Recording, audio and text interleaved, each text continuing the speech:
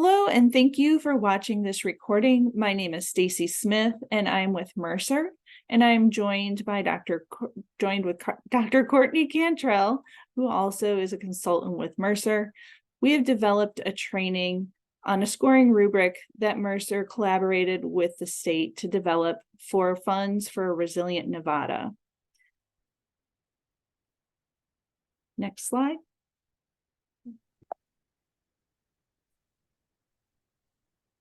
So, hi, I'm Dr. Courtney Cantrell, and I am going to do the scoring training today. So first, we're going to go over the kind of overview of our purpose of doing this ratings and scoring of recommendations that can turn into your plans for use of the funds for Resilient Nevada. We have some tips and tricks for how to do the ratings from a broader point of view. Then we'll go into some detailed rating explanations and examples for each of the scales that we've developed. And at the end, we'll go over all the overall scoring and how you can use the scoring to identify different priorities depending on what your county is interested in.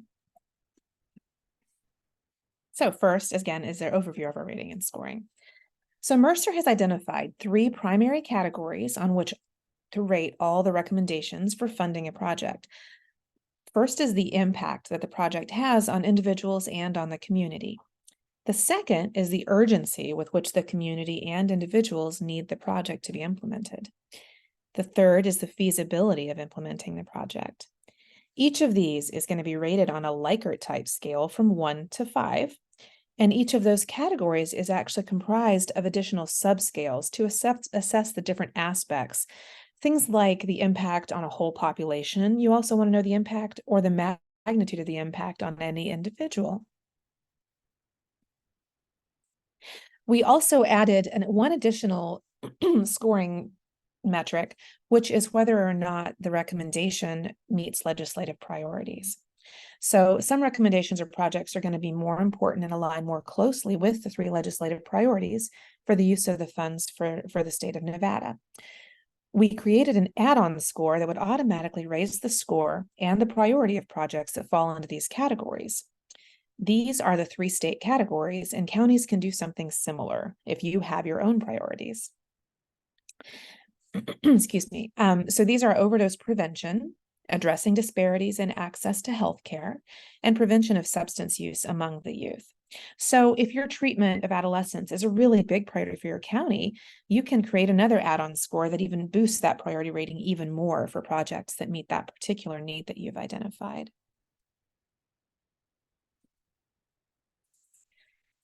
So overall, the ratings and the scoring end up getting averaged for each category that we have, that impact, the feasibility, and the urgency. The total scores are calculated by adding the average of the 3 categories and then adding that legislative add-on or priority add-on if it meets that requirement for you. The ratings in general, the way we develop them, are not set in stone, and they can change over time with changing priorities and resources. So if you have a major gap, but that gets filled in the future, then the urgency with which similar projects are needed may go down. You may want to review your rating of these recommendations every few years and add recommendations to it as well, especially when minor changes are made in your system. This is just a tool. It's a roughly objective way to identify projects that have the most impact, urgency, and feasibility to implement. You can use the ratings however you want. You can sort them by urgency only. You can leave out the legislative targets if that doesn't matter as much to you. You can add your own additional rating categories depending on what you want for your county. Just because something has the highest score in the end, and we'll show you this in the future, doesn't mean that it's going to be the one thing that's implemented. This is just a roughly objective way to start and to slice and dice all the recommendations so that you can come up with, you could even come up yearly with a plan based on the way you've rated your recommendations.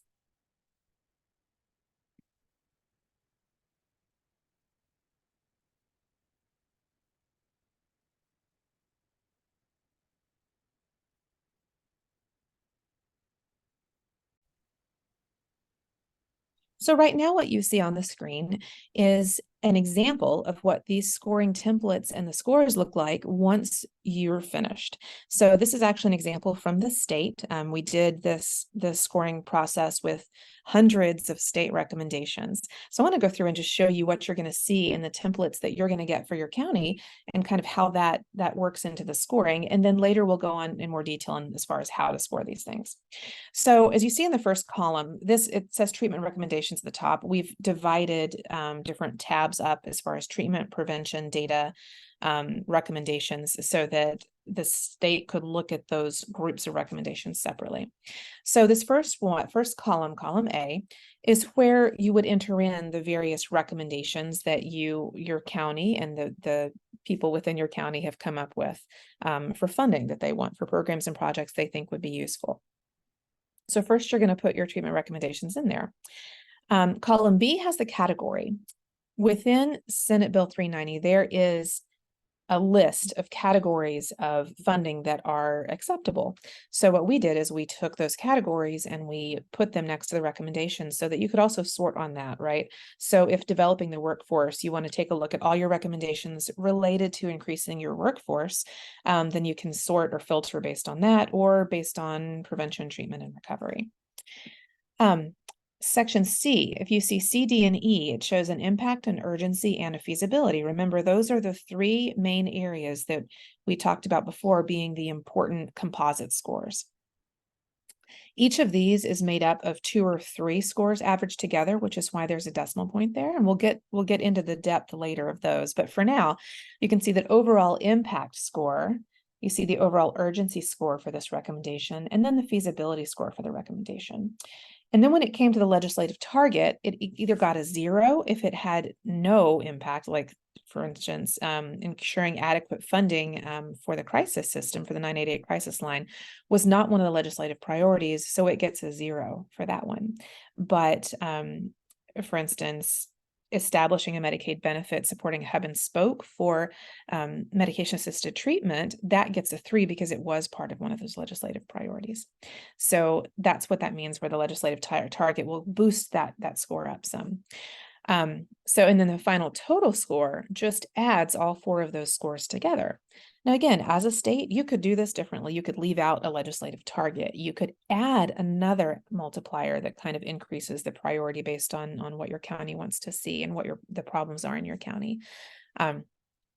But what this allows you then in the end to do is sort and filter by each of these. So I could sort ascending by the impact score. And it's starting with the lowest impact score all the way to the highest impact score. So if I want to see what the recommendation that has the highest impact is, there are 2 for them. One is encouraging or engaging non-traditional community resources to expand treatment access in rural areas. Another is to incorporate screening for standard social determinants of health needs as a routine intake procedure for all services.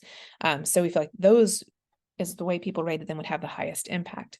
Now let's look at feasibility. Let's say that you have, a little bit of money and not a lot of resources. So we want to look at the things that are most feasible. So I just scored by feasibility, and the most feasible thing would be to evaluate provider enrollment processes to ensure that Medicaid is easier for people to access. That's what we determined. It didn't have a lot of cost. It wouldn't take a ton of resources to relook at some of those processes. And then it goes on down from there. Some of the least feasible options are often things like building something. Establishing addiction medicine fellowships takes a lot of money. It takes a lot of buy-in from the people that are going to run the fellowships. So that has a low feasibility. As would implementing community health workers and recovery supports and all of these things within these agencies, because there would be a lot of planning. Budget expansion required from the legislature. It'd be a new Medicaid service definition, which can be very, very lengthy process. So that's scored low on feasibility. So just to give you an idea, this is how you can slice and dice them. Again, just because somebody's total score is highest does not necessarily mean that's the thing you have to do first, because you have to look at your resources and you have to look at, do you want to hit more people or do you want to have a larger impact on the people you provide the interventions to? So now we'll go back a little bit and get in a little bit more detail about the first steps and recommendations for the rating and scoring. So once you have all of your recommendations from your county leaders, from your providers, from all of your stakeholders and your residents, then you're going to have quite a list of recommendations. So we have some suggestions for how to go about taking those recommendations, putting them in this template, getting them rated, and then starting to have discussions around their priorities and what you want to fund. So first, you want to make sure that your recommendations are rateable, that they're quantifiable and specific enough to be able to score.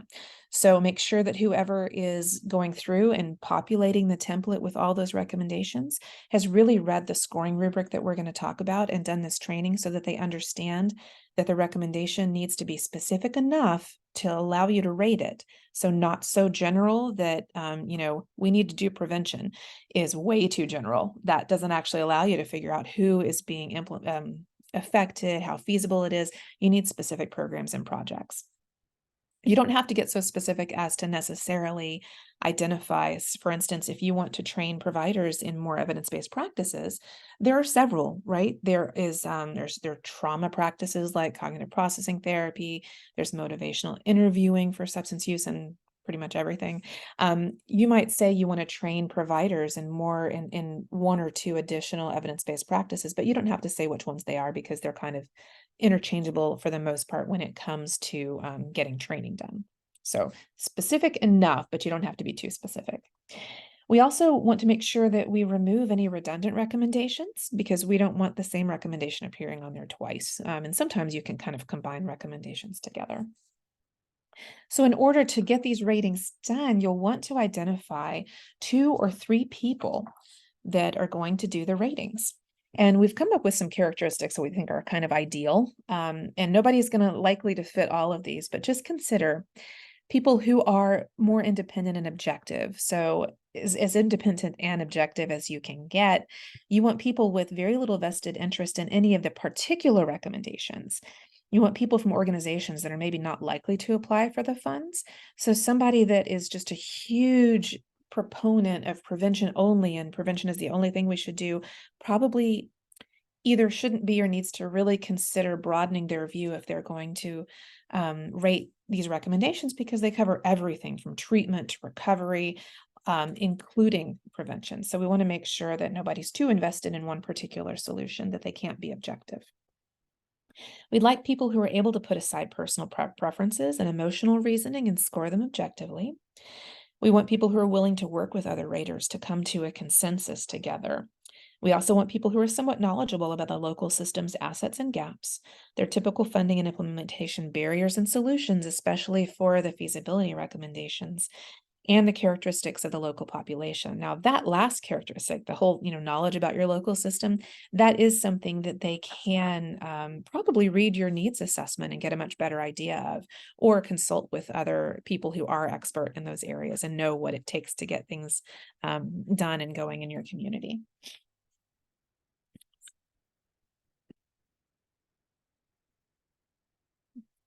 I'm sorry, forgot one more thing. Oh no, that is it. Okay. So the team rating process can be a little bit involved, and it really involves people working together. So the rating team, those 2 to 3 people who are going to do your ratings, should meet to define all the rating elements and ensure that everybody agrees on the meeting. Of course, they're going are on the meeting.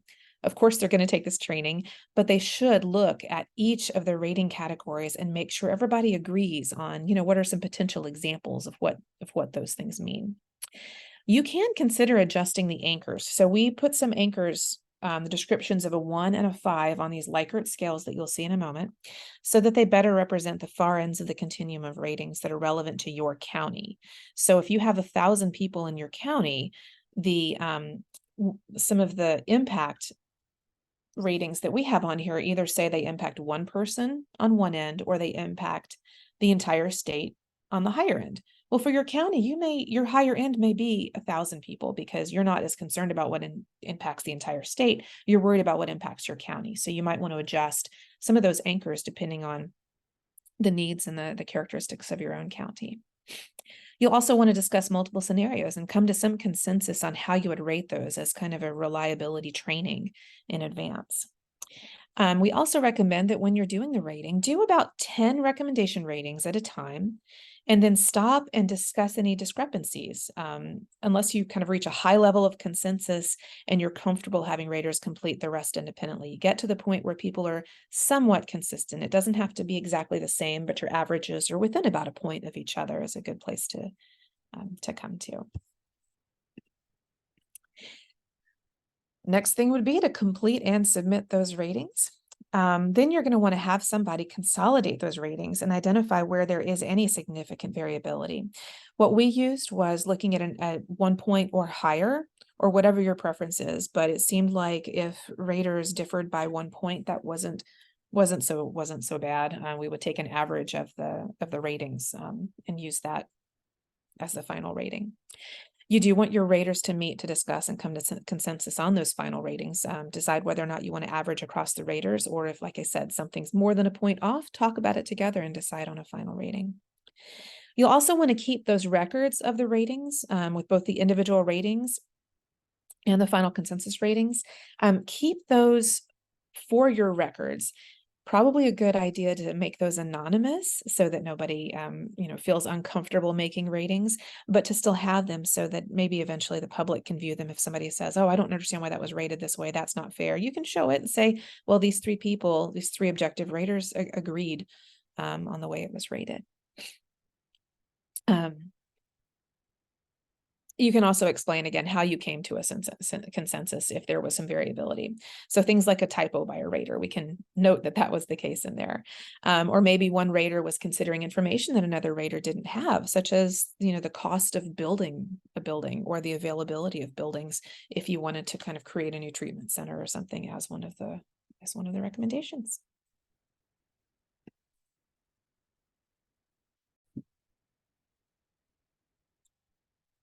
So once you're done with those ratings, here's some considerations, or even before you do the ratings, again, is you want to try and have some transparency.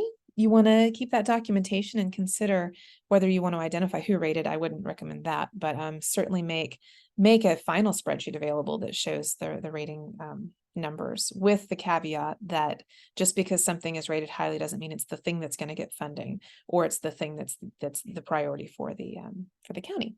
And customization. Again, we're about to go over in detail how all these ratings work and how you will rate each of your recommendations. But you can add your own categories. You can add your own elements that are important to you. You can customize it however you like. This is really going to be your tool. Much like the legislative targets, you can increase the ratings of recommendations that align with your county's priorities by adding 1, 2, or 3 points to any recommendations that align with what your county has found to be most important through your own stakeholder processes.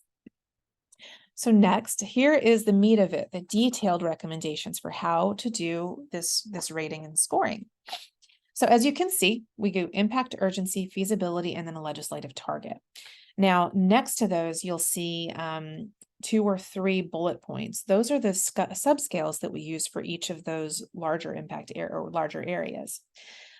Your recommendations can be sorted by, as I showed you, impact, urgency, feasibility, or a legislative target. Those total priority scores, as I showed you, are calculated across all of them as a summary, but you can pick some, if you want to leave out urgency, but only use impact and feasibility to total them, you can do that as well. The recommendations are also, like I said, categorized by allowable expenditures in the legislation to help you in case the state does a call for funds for prevention. Then you can filter all your recommendations and just pull up those that are for prevention. So first, we're going to start with impact. So the thing that we're asking when it comes to impact is, how much would this program affect the people in your county? Would it save their lives, or would it improve their well-being? Both are important, but they're also very different when it comes to the level of impact that they have. Would it affect everyone, or would it just affect a small number of people who are in need?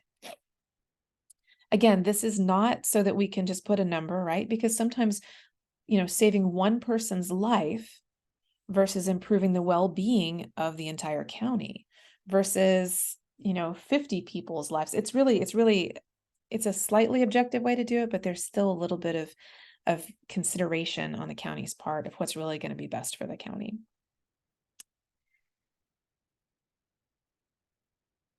So we created, because the scoring recommendations are based only on impact would be difficult because there are different factors, right, that indicate the level of impact.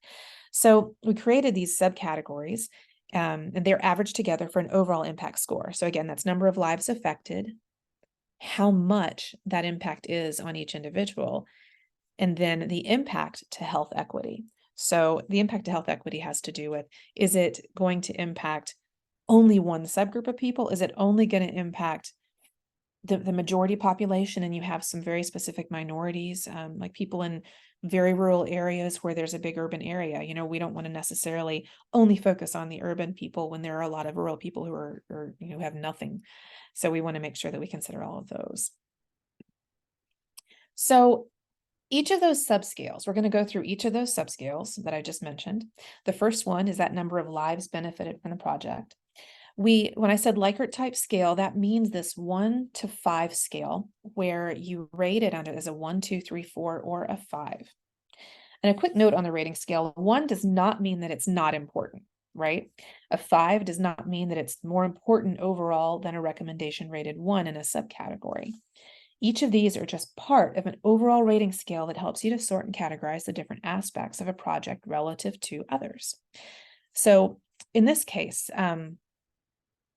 the 1 example, so as you see, it says 1 is low. That impacts a small proportion of the population in your county. If you look to the right, 5 is high. It impacts almost the entire population with minimal to no exclusions, like everybody in your county could be impacted by this.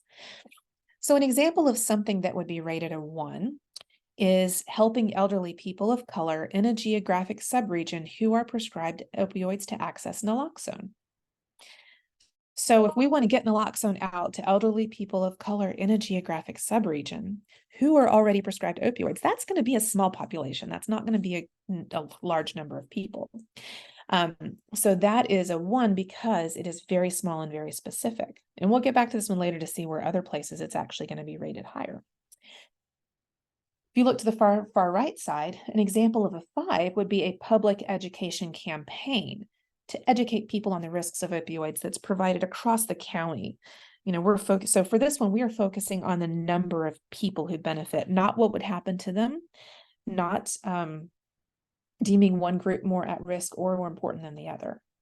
So your first step includes understanding what is meant by impact. And in this case, it's that number, just the number of lives impacted. So you can get together with your county and determine which these anchors are for you, for low and high, that makes sense. If you want to, if it helps for rating, you can even better define what would fall into a 2, a 3, or a 4, because we don't want everybody to get into the habit of circling 3 for all the ratings, because that can happen when it gets to be confusing. And ratings are relative to the other recommendations. So one county's ratings can look different to another county's ratings, right?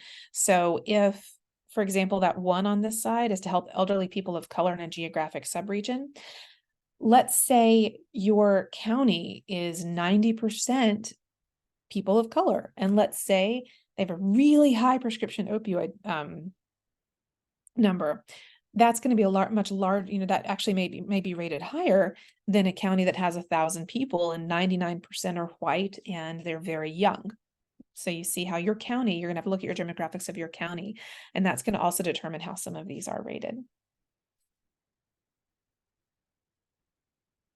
So think about how you would score a project that impacts people who are highly at risk for overdoses. People who are highly at risk for overdoses in your county. So if there are a whole lot of people that are highly at risk, you're going to be 2 or 3, right? If you haven't really had any overdoses and you haven't identified that you have a lot of people that are at risk for overdoses, then it's going to be more towards the 1. If something affects all youth, where is that going to fall on this? Is it going to be a 5 or a 4, or do you have a mostly elderly population? So if you're targeting youth and they're only 5% of your population, then that's going to be closer to a 2 or a 1. So just consider how you might, as you talk to each other about the recommendations, what would fall into each of those 2, 3, and 4 categories as well, and how you define those anchors. So as I mentioned, you can set your own anchors. The way we do this is we start with the 1 and the 5, the extremes. So we start to kind of put those bookends down, like what are the extremes for your county? Again, 1 could be one person's affected. The 5 could be that, for your county, it's the entire county's population. Now, you don't want a definition of 5 that it affects everybody nationally, of course, right? Because you're talking about your county, not about the rest of the state or the rest of the country. Then you want to set your 3 as your halfway point. So your raters can sit and develop a couple of scenarios or examples of what it would be to be rated a 5 or a 3, I'm sorry, that middle halfway point, what it would be to be rated a 3. Then you can either define ratings 2 and 4 or leave them open for those recommendations that you see as kind of halfway between 1 and 3, halfway between 3 and 5. So if you want to set your own anchors and not use the ones we have, these are just some tips for how to do that. Now, the second kind of aspect of impact that's important to measure, the first one was how many people. This one is how much impact occurs to the target population, right? So a 1 would be low. That would be a minimal impact to health, to safety, or to daily life, right? So that's more like something that would increase well-being, would not have a huge impact on health, safety, or daily life, compared to 5, where 5 would be a project, something rated a 5 would be a project that actually saves lives, that provides some major quality of life improvement for people. It doesn't matter if it provides that for 10,000 people or for 1 person. We are looking at the magnitude of the impact has on each individual that is being served or in the community. So an example for 1 would be improved data transmission and reporting on historical opioid trends. If you have a recommendation that says you want data to be better when it comes to this, data being better has downstream effects of kind of what programs do you want to implement and how do we get better at addressing the opioid stuff going on. But looking at historical trends is going to have kind of a lower impact in general on health, safety, or daily life in your community. It can, again, improve things in the long run, but for the immediate, it has kind of not much of an impact. Now, a 5, example of a 5, like saving lives or providing major quality of life improvement, would be helping elderly people of color in a geographic subregion who are prescribed high doses of opioids access to naloxone. Now, note that that same example was used as a 1 when we talked about how many people it would affect, but it's a 5 when we talked about magnitude, because although it impacts a few people, it has a huge impact on their lives because naloxone is what reverses overdoses and saves lives. So putting those in the hands of people who are at high risk for overdoses through their prescriptions is very, very impactful. So the third piece of impact is their impact on health equity or special populations or underserved groups.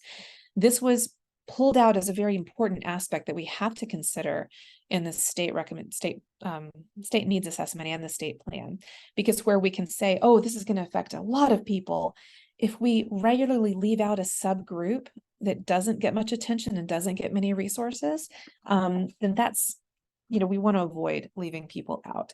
In the same way that, maybe Las Vegas or Reno may get a lot of resources. If you're in a rural community, you know about that, right? Because they may get a lot of resources because they make up the majority of the population of Nevada. But we want to make sure rural and other underserved groups also get a little boost on their impact and aren't left behind just because it averages.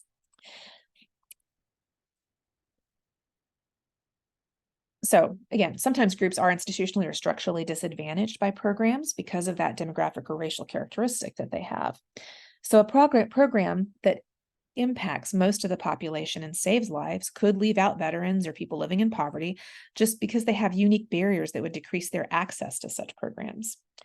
Therefore, we did have this dimension of impact to increase the priority of those that help underrepresented groups, and that considers those groups so that we can ensure their access to their recommended programs. So for number 1 on this one, that low side of things, something that is low is something that has no attention to health equity, or that maybe even worsens the disparities, right? So giving one population much more access to something and leaving another population devoid of it is something that would worsen a disparity. So a recommended program might target everyone at risk for overdose, but does not consider that the intervention that is recommended would require transportation. Because a lot of people don't have transportation, so you leave out a whole group of people if you don't consider, those things that increase equity. Making changes in a program that decrease a group's access to the recommended intervention would also score low. So for example, consolidating a neighborhood MAT or medication assisted treatment program into one centralized treatment center that's not bus accessible or does not offer transportation for people in rural areas, that would score very low. Although it's a great idea, it doesn't consider that you're going to be leaving people out. So again, as an example, it's locating an ambulatory withdrawal center in a wealthy part of town that's not accessible by buses. Great idea, but it would decrease access for some people who really need it as well. Look at the right side. The 5 is very, very high. So it targets groups previously left out of interventions or equalizes access. Whichever way it is, it makes sure that you're not leaving people out and you're maybe even bringing people who have been left out into equality with the others. So an example of that, again, would be helping elderly people of color in a geographic subregion who are prescribed high doses of opioids to access naloxone, because typically people of color tend to be left out a lot of the interventions. So again, think about it. What would 2, 3, or 4 look like for your county? What would 1 and 5 look like for your county? Who are your people that are at risk of being left out of a recommended intervention? Is it people that maybe belong to a tribe but are not on tribal lands or don't have access? Is it veterans, young people, older people, pregnant women, people with unstable housing? There's a lot of groups that can easily be left out if we don't think about ensuring equality for each of the programs that we want to implement.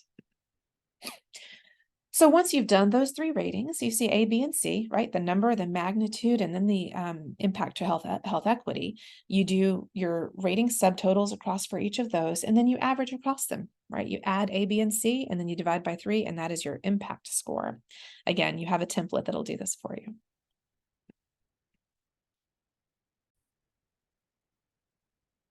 So the second major category is urgency. So for this, we want to rate how urgently do the people in your community need this? Are people suffering in its absence? So urgency can, of course, be an important factor in deciding what recommendations should be implemented or funded first. The urgency scoring areas include the availability of alternatives and the consequences of a delay in implementation. So first rating scale, this one only has 2 to make it up for urgency, is the availability of alternatives. So having no alternatives in the community to fill a gap or solve a problem moves a recommendation much higher on the list for that urgency aspect. So when you look at 1 on the left side of the screen, the project or solution that is rated a 1 is going to already exist for the vast majority of those who need it. And it is accessible and used by the target population. So for example, current system that has capacity that fits the community need would be rated as a 1. If you look at the right side, the 5, the project or solution does not exist or is being accessed by people who need it. Or is not being accessed by people who need it. And the recommendation will either fill the gap or it'll enable the target population to access the solution, right? So on the left-hand side, there's not much, there's a lot of alternatives out there if somebody needs this particular treatment or prevention or whatever. On the right side, huge gap in the community, right? There's just not much out there and there's a lot of need for it. Between 2 and 4, rating things 2, 3, or 4 would be services that exist, but either don't have the capacity to serve everybody who needs it. So you just need to build some capacity in the system, or they don't have the full array of services that might be needed, or you have something that's a reasonable substitute, but it's not quite good enough. So an example of something that would rate as a 1 would be adding a second evidence-based practice to a current outpatient clinic that covers the county well, right? So the example implies that there's already a treatment that's present that's based on evidence and so should be effective, but that more quality services and options should be available. Maybe there are current options, but the recommendation seeks to improve on those. So the alternatives are fully available for something that would rate a 1 on this one. Now, for an example of something that would rate a 5, an ambulatory withdrawal center that's in or near the county, if you have none at all, would be a recommendation that would get a 5 if your population doesn't have access to ambulatory withdrawal at all within a reasonable drive, right? So if you're starting off with absolutely no service in this area, and the recommendation is, oh, we need to create a service in or near this county that brings the service to the population, then that can be counted as a 5. And the second aspect of urgency is that there are serious consequences if there were a delay in implementation of this program. So again, this is another measure of urgency, and it is the magnitude of the consequences to the target population if the recommendation or solution were not implemented. So think of it this way: if this didn't happen, what would happen to people in the community? So on the one side, something that rates low would be something that is minimal to no risk to the health or safety of the intended population. And on the high side would be something that, without this program, there is imminent risk to the health or safety of the intended population. The target population is left vulnerable to negative outcomes without this program implemented. So as one example of something that would rate pretty low, is adding, again, the same thing we said before. I'm going through some of the same examples so you see how an example can rate high at one time or low at another, just based on its characteristics. So adding that second evidence-based practice to current outpatient clinics that cover the county well. The consequence of not adding that second evidence-based practice is that people may not get a choice of quality treatment modalities. Chances are a lot of people aren't going to die, right? They'll have to go with the one option that's available, but it's a good enough option because it's quality, right? So that would be about a 1. The second example is providing naloxone to first responders who do not have access to it and regularly see overdoses. So if your EMS and your police officers don't have naloxone, which can reverse an overdose on the spot when they respond, people will die, right? So it's urgent that the state, and they did already, but it's urgent that the state put into place naloxone distribution, because if they hadn't, every day that you don't have naloxone, you have people overdosing and dying. So that is an example of a 5. So think for yourself, for your county, what would your 2, 3, and 4 be for you, given your recommendations list? And this is another recommendation or a rating that is definitely going to be different for each county based on the resource that you already have. Because if you already have naloxone, then somebody proposing a naloxone program, that'd be a little bit farther lower on the urgency, because you already have naloxone for people. So it definitely depends on the resources that you have. So again, just those 2 aspects go into urgency. And again, you take those subtotals, you add them. Well, that's a mistake. It's A plus B divided by 2 to get your average urgency score. And finally, the third rating category, feasibility, really talks about how easy or difficult it would be to implement this program in your community, given the amount of people and resources needed, the level of cooperation among disparate organizations, and the public will. So feasibility scoring areas include whether or not there's current infrastructure available. So, do you have to build a new building, or are you just training people a little differently and you already have the resources for that? How easy is it to implement? How much effort is required? And then finally, are resources available for implementation? So like, do you already have the staff? Do you already have the community? And, what's the financial resources that are already available for it? So this really gets into when you want to, pick the low hanging fruit, you can sort by feasibility, those things that are a little bit easier to just get done pretty quickly.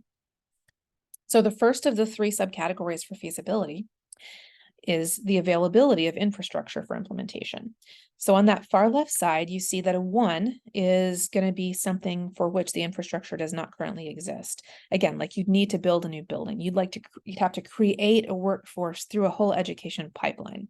So if you don't already have community health workers and you don't have a way to certify them in the state, this is something a lot of the states use, then you would have to start from scratch with your colleges and universities and high schools and find ways to train the workforce. And then you'd have to find ways to certify the workforce and get them through that pipeline, which is it's a lot. And you'd also create a new creating a new service, or, bringing up a brand new provider in your county. Those are all things that are going to score low because the infrastructure does not currently exist. Now, notice that the scoring feels a little wonky because low means that it takes a ton of effort. High means that it doesn't take much effort, because we're trying to keep it so that higher scores are things that are a little bit easier to implement. Now, on the right-hand side, the 5, when you score something a 5, it's going to be something that maybe already has the existing infrastructure and can fully support the recommended implementation. So let's say an existing provider already has office space and staff that it can implement a new program. That would be a 5. So we'll pull out our examples again. Building an ambulatory withdrawal center as a new construction on land that's not even yet been identified would be a 1. That is a real uphill battle to, financially in a lot of other ways, but infrastructure wise, it doesn't exist yet. Maybe your county has one. This is just an example. If a county doesn't already have one, then this is the case. For the second example, the process of adding an evidence-based practice, the training for an outpatient therapist, using an established, you have some statewide training centers, using one of those is actually a 5. It wouldn't be too hard. There would be some, people would need to have the time to do it, but compared to building a building, it's not terribly resource intensive. You have the infrastructure to add a treatment process. Excuse me. There's also, as we mentioned, ease of implementation. So how easy is it to implement something? Something would score a 1 on ease of implementation if, again, we're trying to make the higher score the easier, the lower score is harder. So a 1 would be something that requires a lot of effort. It has complex barriers or hurdles that exist. Things like complicated policy or regulatory changes. Something would require a lot of heavy staff involvement from your county. These kind of things are very, very kind of hard to implement, to kind of get over those barriers. If the general public does not like it, doesn't want to do something like that, then that would be something that would score a 1 as well. Very difficult to implement. Something that's on the right-hand side of 5 is something that requires minimal effort for implementation, right? Something that just doesn't take much to put into effect. So something that would score a 1 would be building a center for safe use with needle exchanges and a central hub supporting harm reduction. Needle exchanges, giving people who use clean needles just to try and prevent things like HIV and hepatitis. While they're very effective, they're also very controversial. There are a lot of people that really don't want to see needle exchanges because they feel like they might increase the use. So if the community isn't really on board with something or is against it, then that can be a real hard thing to implement. The second example, that's more on the ease of implementation side, up on a 5, is that it would provide naloxone to first responders who do not have access to it and regularly see overdoses, right? So just popping boxes of naloxone, which are just little injectors or their nasal sprays, into an EMS and training the EMS briefly on how to use it. That's people are pretty okay with somebody reversing an overdose, especially since with prescription medications, people can accidentally overdose and this can save their lives. So that seems to be a little bit more feasible in a lot of communities anyway. And then finally, the availability of resources. So do you have the staff, the community, and the financial resources for implementation? Something that would score high on this would be something that had a high one-time cost and or an ongoing investment is necessary with unknown funding options, right? So something like implementing a treatment that isn't paid for by Medicaid or any other insurance would have a really high, not only setup cost, but there's no known ongoing way of billing for that treatment, right? So something that has a higher cost, again, on this one, high cost is a 1, low cost is a 5, because it reflects how feasible it would be to do. So something that's a 5 would be a low one-time cost or a small impact to any current funding streams. So some considerations are, consider, is there other funding available? So for example, if it's a new service, will Medicaid billing be a potential supportive funding source, right? So if you want to bring a new provider in to do something, you want to make sure that they have ways of billing somebody else for it, to be honest. You want to make sure that there are staff resources or determine whether or not there are staff resources. So will the county have to hire or fund additional staff or dedicate staff time for planning, implementation, and or oversight? That can definitely affect your the availability of resources for the project. And then is there an existing community resource that may be willing to take on the project or program? So, if maybe the county does not have the capacity for it, maybe there is a provider or maybe there's another agency that's willing to take on the project.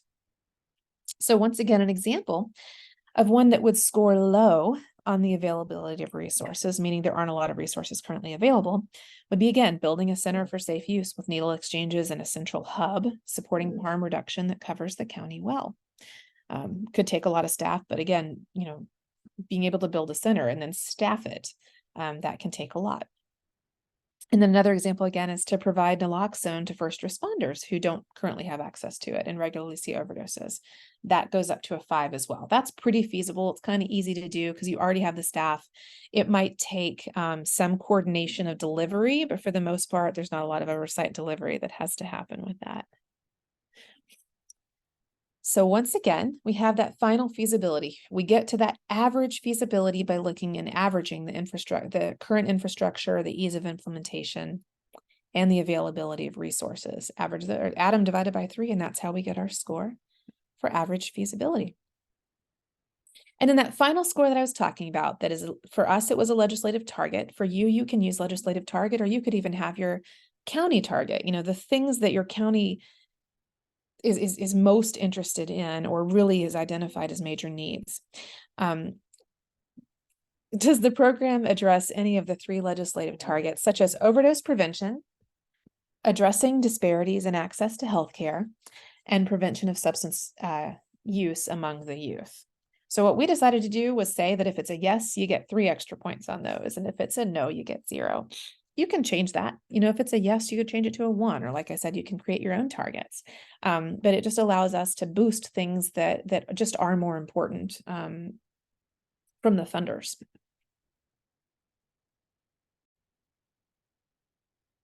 So finally, we'll summarize back how to do the scoring. So as we mentioned before, you're going to take each area, the feasibility, the impact, and the urgency, and you're going to average each of those areas. The template should have a averaging formula in there. Then you'll sum each of the averages and add the 0 or 3 assigned for legislative targets or whatever else you've decided to do there. And then you can sort those recommendations according to any of those scores, raw scores, according to averages. You can look at totals. You can look at one area. As we mentioned before, you can, sort them based on these. You can also sort them based on your subscores because your template is going to have the 3 subscores for the impact score on there as well. So you'll have all the scores that you can filter by if you'd like. So one thing to ask yourself is kind of, why would you sort by each? For feasibility, you might sort by the feasibility score with the highest feasibility score first because you want to hit the low-hanging fruit, what's easiest to get done quickly. You might want to sort by impact because you want to know what will do the most good in the community. Or you can sort by urgency because you want to maybe meet the emergency needs. Or you just sort and just look and see what comes to the top of those and have that help you to develop your final plan for how you would implement all these areas. Because again, it's not that when you sort it and you have that final total score, that top one is the one that's going to be implemented. This is just a tool to help you in your conversations to develop your plan and to help you when it comes to funding requests that come out, not only from the state, but if you're applying for grants and other things, you could easily use these recommendations and the needs assessment to kind of support what you're asking for money from other organizations as well. So thank you for your time. We hope that that you find the scoring tool useful and that it helps you to better prioritize and more objectively look at all the opportunities to help your county.